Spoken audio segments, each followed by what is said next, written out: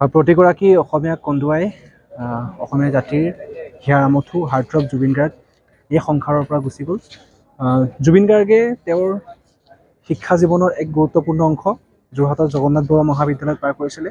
যোৰহাটৰ জগন্নাথ বৰুৱা মহাবিদ্যালয়ত জুবিন গাৰ্গে উচ্চতৰ মাধ্যমিক শ্ৰেণী তেওঁ ইয়াত অধ্যয়ন কৰিছিলে আৰু সেই সময়ছোৱাৰ পৰা আচলতে তেওঁৰ যি প্ৰতিভা সংগীতৰ ক্ষেত্ৰত কলাৰ ক্ষেত্ৰত তেওঁৰ যি প্ৰতিভা সেই প্ৰতিভাই এক মঞ্চ পাইছিলে।